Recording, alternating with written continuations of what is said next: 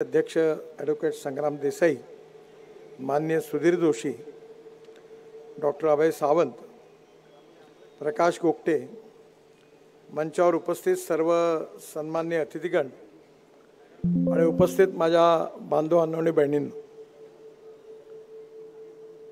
बऱ्याच वर्षानंतर मला आज देवगडमध्ये येण्याची संधी मिळाली। ज्यावेळी मला ही संधी मिळाली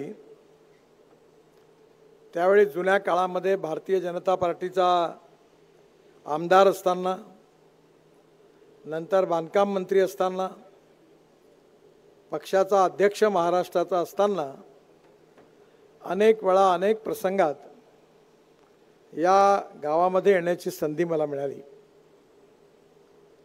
मी ज्यावेळी भारतीय जनता पार्टीच्या कार्याला सुरुवात केली तेव्हापासून कोकण भागातून विशेषतः ज्या भारतीय जनता पार्टीच्या कार्यकर्त्यांनी निस्पृह निस्वार्थी भावनेतून समाजाची सेवा केली त्या कार्यकर्त्यांची मालिका मोठी आहे।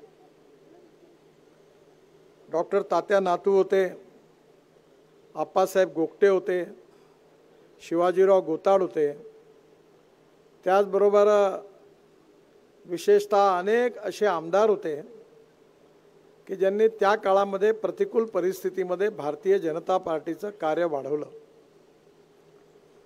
विशेषतः 1975 मध्ये ज्यावेळी आणीबाणी लागली त्यावेळी अनेक लोकांची रवानगी तुरुंगात झाली। आप्पांनाही पण त्या काळामध्ये अटक झाली होती। Maintenance of internal security act मिसा हा शब्द त्यावेळी अतिशय लोकप्रिय होता आणि त्या काळामध्ये या सर्व कार्यकर्त्यांची जेलमध्ये रवानगी झाली। 1975 साली 25 डिसेंबरपासून आणीबाणी सुरू झाली आणि त्यानंतर 1977 साली लोकसभेच्या निवडणुका झाल्या।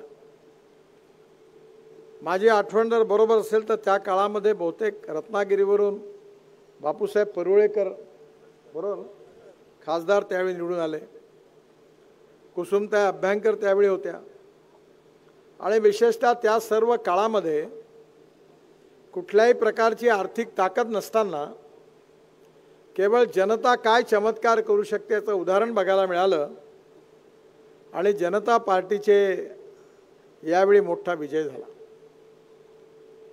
देशाच्या राजकारणामध्ये कोकणाचं खूप मोठं योगदान आहे। चिंतामणराव देशमुख असतील, मधु दंडवते असतील, बॅरिस्टर नाथपै असतील, ज्यांनी खऱ्या अर्थाने हा देशात संसदीय लोकशाही गाजवली, अशात अनेक थोर सुपुत्रांचा जन्म कोकणात झाला।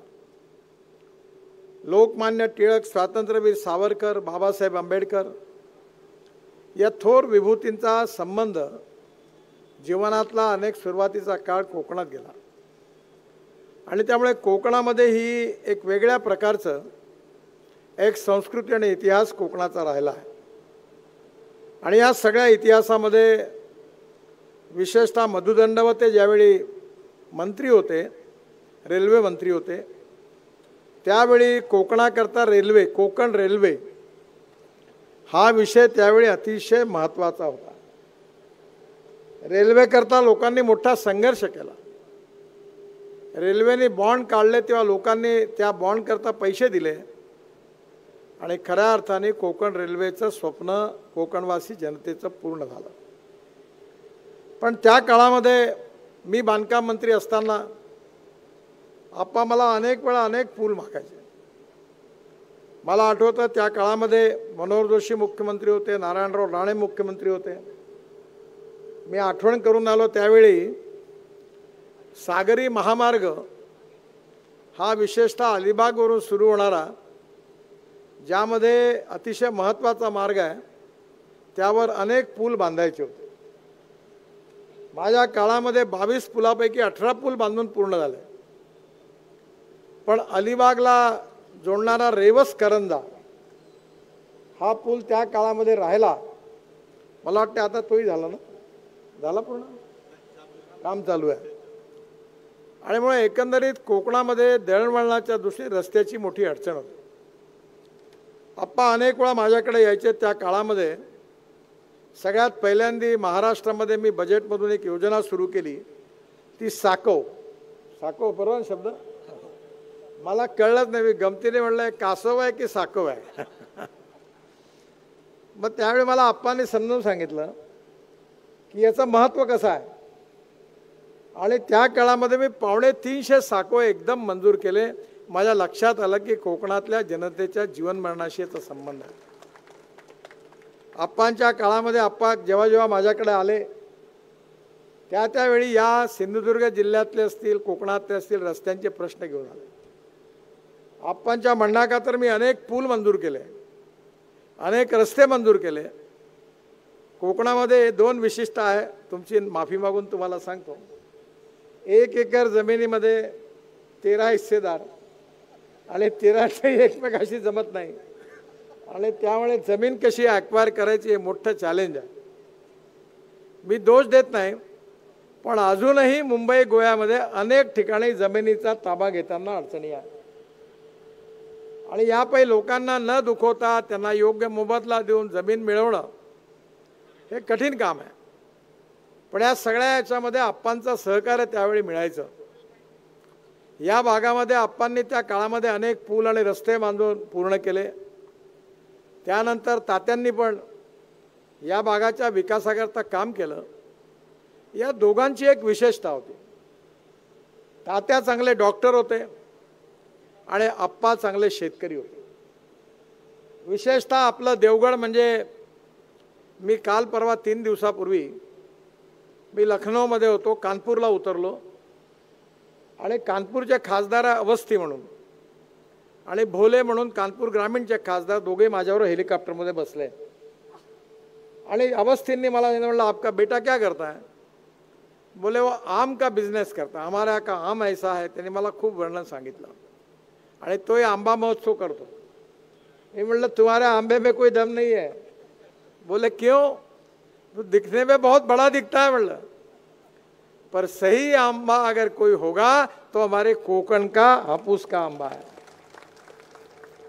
आणि देवगड हे हापूसच्या आंब्याचं खऱ्या अर्थाने माहेरघर, राजधानी. इथला अतिशय चांगल्या प्रकारचा आंबा. आणि त्या काळामध्ये आप्पांनी सातत्याने आपल्या शेतकऱ्यांना आंब्याकरता चांगला भाव कसा मिळावा, त्यांचं उत्पन्न कसं वाढावं, या दृष्टीने आप्पांनी मोठ्या प्रमाणावर शेतकऱ्यांचं संघटन उभं केलं. हा आंबा निर्यात करण्याची त्यांनी प्रयत्न केला. भारतातल्या मार्केटमध्ये आंबा पोहोचवला आणि शेतकऱ्यांना त्यांनी 2 पैसे जास्त मिळवून देण्याचं काम आप्पांनी आपल्या जीवनात केलं. दुसरीकडे रस्ते पूल बांधण्याकरता त्यांनी कष्ट घेतले. या सगळ्यांच्या मागे एक भावना होती की माझं गाव समृद्ध संपन्न कसं झालं पाहिजे, माझ्या गावातल्या तरुण मुलांच्या हाताला काम कसं मिळालं पाहिजे, माझ्या गावामधल्या जनतेला सस्टेनेबल डेव्हलपमेंटमध्ये प्यायला पाणी आणि गावात उत्तम रस्ते कसे असले पाहिजे, याचा ध्यास त्यांच्या मनामध्ये होता. आज राजकारण जे आहे ते खऱ्या अर्थाने आपल्या जीवनामध्ये अतिशय महत्त्वाचं आहे. मी नेहमी एक गोष्ट लक्षात ठेवतो की politics is a instrument of socio economic reform. सामाजिक आर्थिक परिवर्तनाचं राजकारण हे प्रमुख अंग आहे. आणि ते जर प्रमुख अंग असेल तर राजकारणाची व्याख्या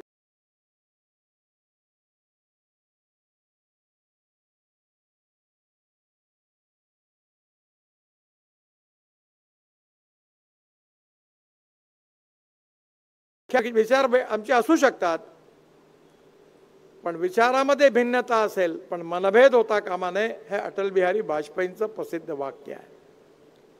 पण खऱ्या अर्थाने राजकारण म्हणजे केवळ सत्ताकारण नाही आहे, तर राजकारण आहे, समाजकारण आहे, राष्ट्रकारण आहे आणि विकासकारण आहे.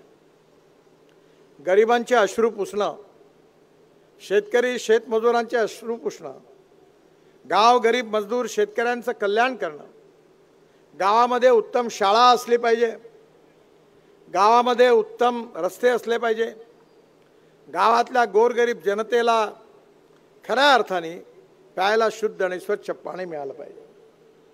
आणि यामध्ये विचार करत असताना जात पंथ धर्म आणि भाषेच्या वरती उठून विचार केला पाहिजे. मानवतेच्या आधारावर काम केलं पाहिजे. मी परवा जेव्हा उत्तर प्रदेशमध्ये होतो तेव्हा भाषणात बोलता बोलता मी म्हणालो की भगवान श्रीकृष्ण यादव होते, पण भगवान श्रीकृष्णाने आपल्या नावाच्या मागे कधी यादव नाही लावला. प्रभू रामचंद्र ठाकूर होते, पण त्यांनी ठाकूर प्रभू सिंग रामसिंग हे नाव नाही लावलं.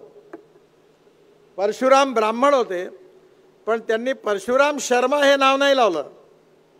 म्हणजे त्यांनी लावलं नाही ते तुम्ही कशाला लावता. माणूस हा जातीने मोठा नाही आहे, माणूस हा गुणांनी मोठा आहे. आणि या समाजातली छुआछूत अस्पृश्यता जातीयता समूळ नष्ट करून मानवतेच्या आधारावर आपण समाजाचा विकास केला पाहिजे, ही विचारधारा आपल्या मनामध्ये ठेवून आप्पांनी संपूर्ण जीवनात त्यांची चाल चलन व्यवहार आणि चरित्र तसंच होतं. आणि म्हणून कधी त्यांनी जातीभेद नाही केला. सगळ्यांच्या बाबतीमध्ये त्यांनी न्यायाची भूमिका ठेवली, ही जास्त महत्त्वाची आहे. जात पंथ धर्म भाषा संप्रदाय पार्टी याच्या वरती उठून जे योग्य असेल जे कायदेशीर असेल ते काम सगळ्यांचं झालं पाहिजे, अशा प्रकारची भावना त्यांच्या मनामध्ये होती. आणि तशाच प्रकारे त्यांनी व्यवहार केला.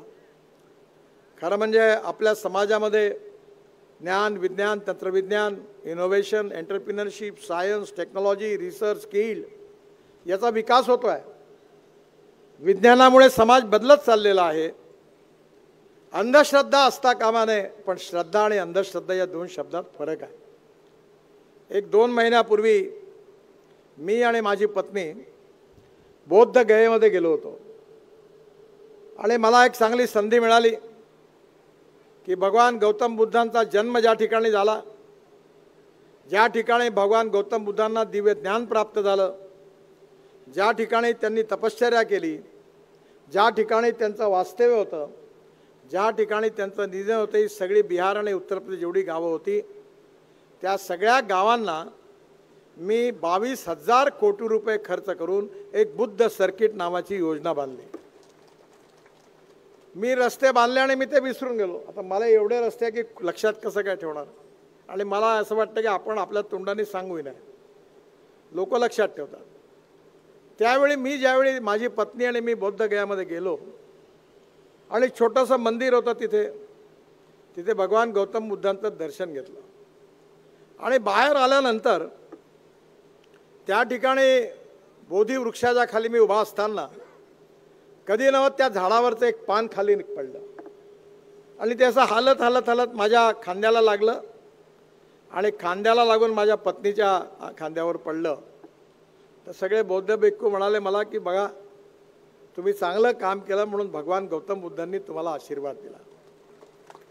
तर मी त्यांना म्हटलं की मला कल्पना नव्हती, पण हा जर आशीर्वाद असेल तर माझ्याकरता हा परमभाग्याचा क्षण आहे. आणि त्यानंतर ज्यावेळी जगातले बौद्ध धर्माचे सगळे भिक्खू हाँगकाँग चीन Malaysia Sri Lanka Singapore Thailand Indonesia Malaysia जवळपास 1,500पेक्षा जास्त बौद्ध भिक्खू एकत्रित होते. भारतातले 200-300 असतील. त्यावेळी त्यांच्यासमोर कार्यक्रम झाला. मी इंग्लिशमध्ये भाषण दिलं आणि त्या सगळ्यांनी नंतर भगवान गौतम बुद्धांचं नामस्मरण करत मला आशीर्वाद दिले. मला सगळ्यात मोठा आनंद झाला, कारण आपण कामं अनेक करतो. ती कामं करत असताना आपल्या मागे कुठल्याही प्रकारची भावना नसते, स्वार्थ नसतो. पण ज्यावेळी लोकांचा आशीर्वाद मिळतो त्यावेळी आपला आनंद द्विगुणित होतो. आप्पांच्या जीवनामध्ये हेच होतं. त्यांनी कधी आपले बोर्ड नाही लावले, आपले कटआउट नाही लावले, त्या कामाचं श्रेय घेण्याकरता कुठला प्रयत्न नाही केला. अतिशय निस्पृह निस्वार्थी भावनेने मनसा सततम स्मरणीयम वचसा सततम वदनीयम लोकहितम मम करणीयम. मी नेहमी लोकांचं हित करत राहील. आणि तळागाळातला जो शेवटचा माणूस आहे, जो दलित आहे, पीडित आहे, शोषित आहे, ज्याला राहायला घर नाही आहे, ज्याचा खायला अन्न नाही आहे, ज्याच्या शरीरावर कपडा नाही आहे, त्या दरिद्र राहण्याचं जीवन जे आहे हे सुसह्य व्हावं याकरता मी प्रयत्न करीन. असा संकल्प दीनदयाल उपाध्यायांनी त्यांच्या सामाजिक आर्थिक चिंतनामध्ये अंत्योदयाच्या रूपाने आपल्याला दिला आणि या चिंतनाप्रमाणे आपली वागणूक आणि व्यवहार करणारा संघाचा उत्तम स्वयंसेवक, भारतीय जनता पार्टीचा उत्तम कार्यकर्ता आणि एक प्रभावी आमदार म्हणून हे सगळे गुण ज्या व्यक्तीत बघता येतील त्या व्यक्तीचं नाव आहे आप्पा गोगटे. आप्पा कधी कोणाला नाराज होत नव्हते. मला भाषण द्या, मी अध्यक्ष होतो, तिकीट वाटपाचा कार्यक्रम होता. आप्पांना म्हणलं, आप्पा तिकीट कोणाला द्यायचं? कोणालाही द्या, ज्याला द्याल त्याला मी निवडून आणीन. म्हणजे तिकीट मागायलाही आप्पा तयार नव्हते. एवढा आपल्या कामाबद्दल, आपल्या पक्षाबद्दल, आपल्या विचाराबद्दल, सामान्य जनतेबद्दल मनामध्ये पूर्ण कळवळा असलेला एक संवेदनशील सामाजिक राजकीय कार्यकर्ता हे त्यांचं वैशिष्ट्य होतं. मी आज या ठिकाणी आलो, खरं आता मला खरंच वेळ नाही. मी आज रात्री स्पेनला जाणार आहे, विदेशात आहे. काल मी प्रयागराजला गंगा स्नान करायला गेलो होतो, आज रात्री तिकडनं आलो आणि आता देशभरात प्रवास असतानाही पण मी जवळपास महाराष्ट्रात येणं माझं शक्य होत नाही. एखाद दीड महिना एखाद्या वेळी मुंबईला चुकून येतो आणि त्यामुळे जेव्हा मला माझ्या ऑफिसने सांगितलं की मला आप्पा गोगटेंच्या जन्मशताब्दीच्या समारोपाचा कार्यक्रम आहे, मी त्याला फक्त एवढंच सांगितलं, काही झालं तरी या कार्यक्रमाला मला जायचं आहे, ती तारीख कुठल्याही परिस्थितीत रिझर्व कर. तो म्हणे, साहेब ते शक्य नाही होणार, तुम्हाला कोल्हापूरला जावं, ते शक्य कसं होतं ते तू पहा म्हटलं. कारण मी याकरता आलो की आज भारतीय जनता पार्टीला जे वैभव मिळालं, आमच्यासारख्या कार्यकर्त्यांना जो मान सन्मान मिळाला, आम्ही मंत्री झालो, हे आमचं श्रेय नाही आहे. हे श्रेय खऱ्या अर्थाने असेल तर आप्पांसारख्या किंवा आप्पांच्या बरोबर काका होते. काका त्यावेळी फार वाद घालवायचे, त्यांना समजावून सांगणं मोठं कठीण होतं. आपला मुद्दा नाही सोडायचे ते, पण ते कट्टर निस्पृह कार्यकर्ते होते. अशा हजारो लाखो कार्यकर्त्यांनी आपलं जीवन पणावर लावलं. त्यांना मंत्रिपद मिळालं नाही, खासदारकी मिळाली नाही, आमदारकी मिळाली नाही, महामंडळाचं अध्यक्षपद मिळालं नाही, मानसेवा दंडाधिकारी पदही मिळालं नाही.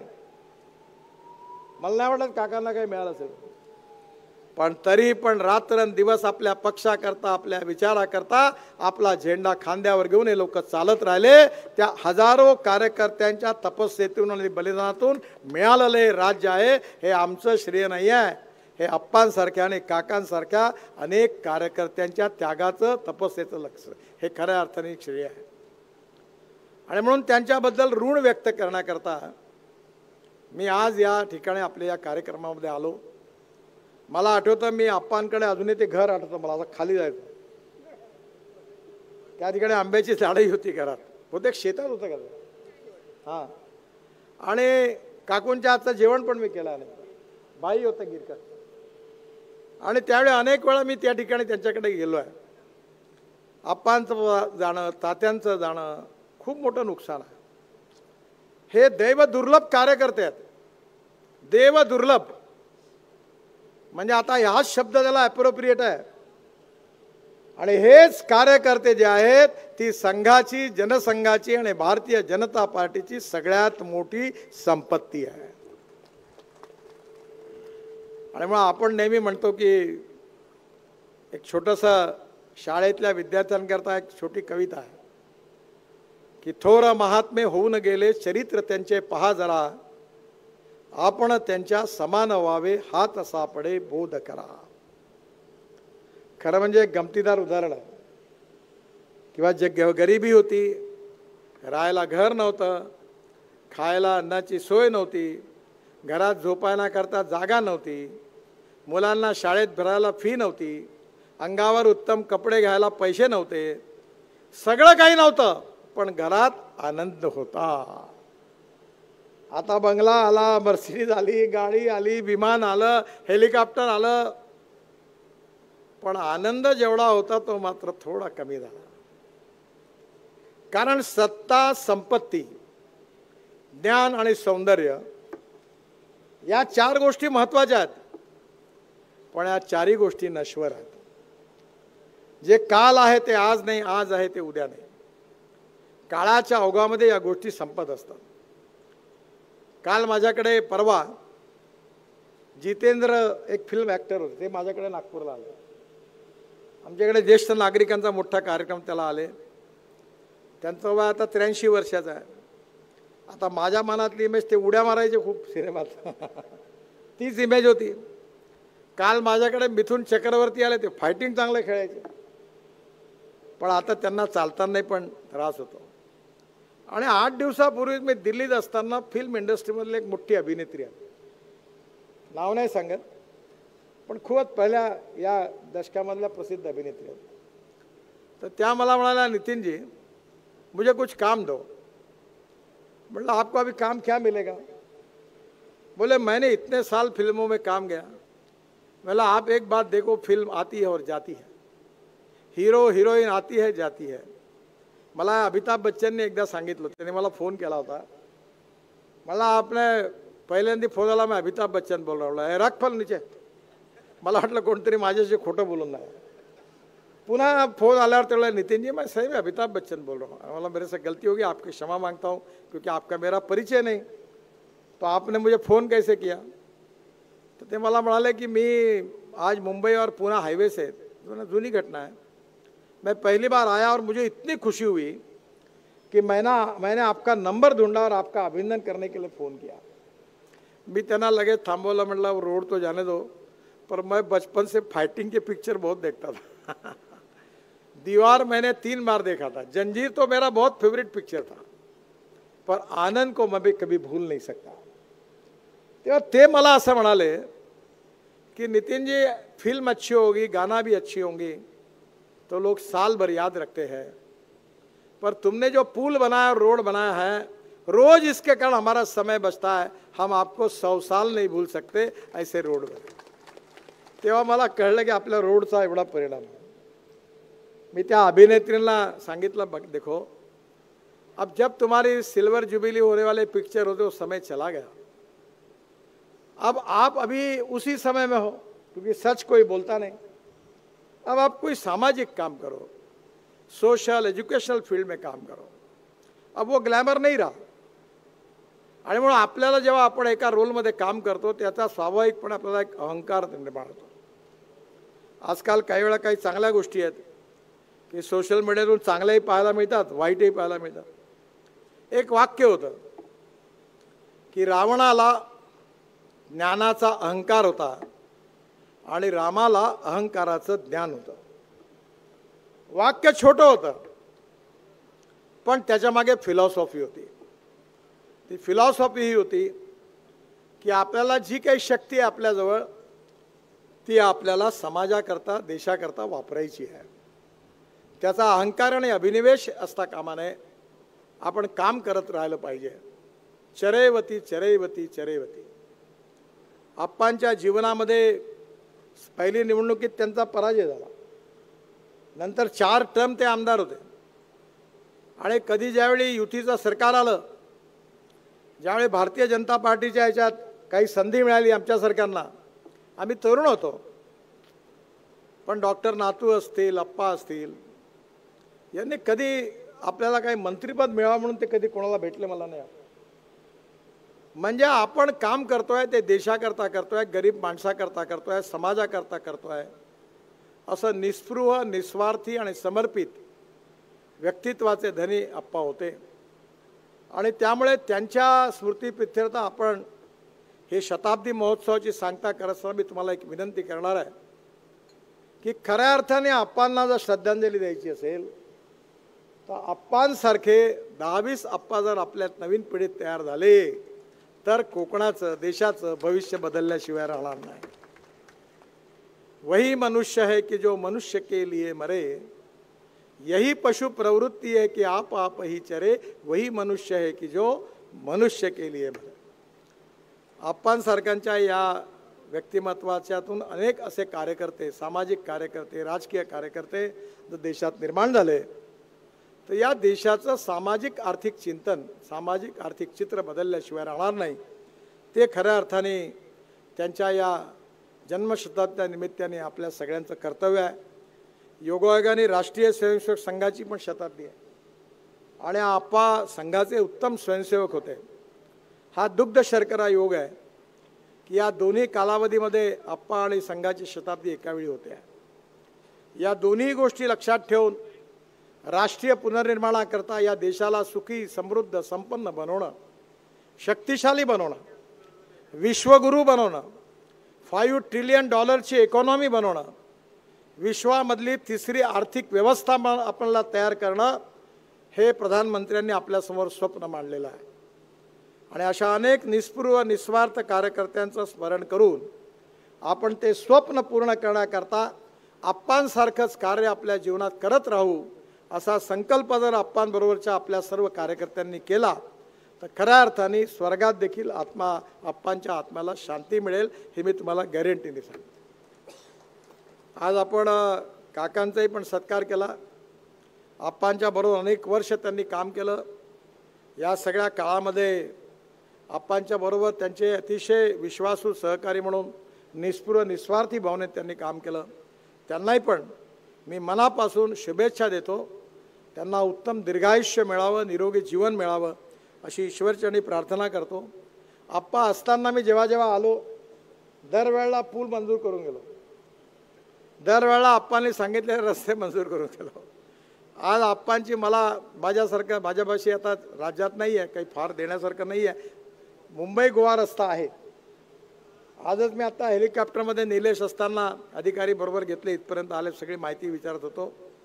आता हा रस्ता या पावसाळ्यामध्ये हा रस्ता जवळपास पूर्ण होईल आणि तुम्हाला पावसाळा सुरू होण्याच्या आधी हा रस्ता पूर्ण होऊन कुठलाही त्रास होणार नाही, डायरेक्ट मुंबईपर्यंत पोहोचता येईल असा विश्वास मी आपल्या सगळ्यांना देतो।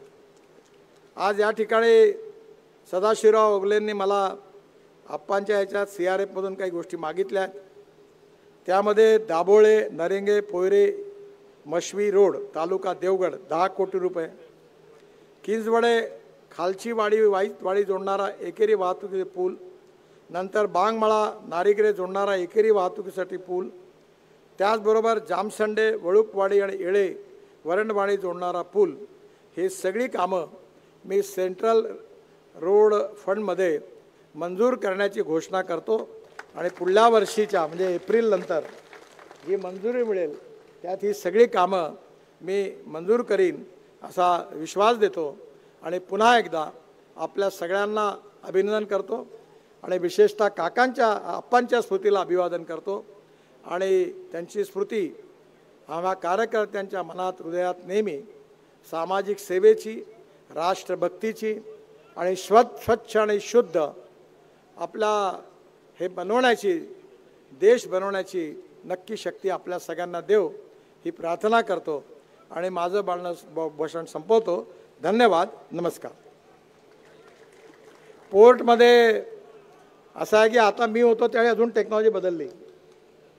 मी निलेश राणेंना विनंती करेन की आता जलवाहतुकीची गरज नाही आहे।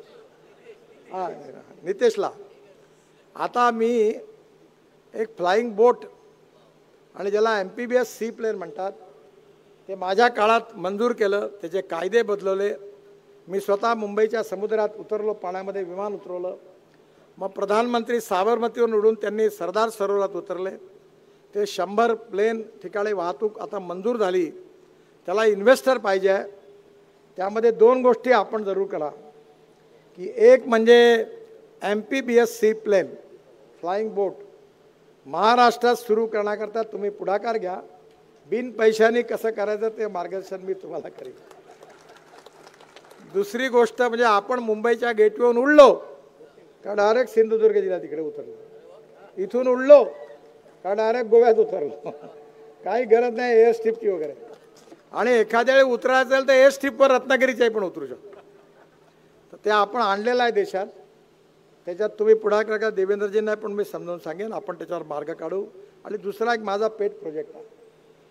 मी जेव्हा शिपिंग मंत्री होतो तेव्हा मुंबईच्या सर्व बाजूने वसई, विरार, कल्याण, डोंबिवली पण सगळ्या ठिकाणून नव्या मुंबईच्या एअरपोर्टवर पोहोचण्याकरता वॉटर टॅक्सीची योजना तयार केली।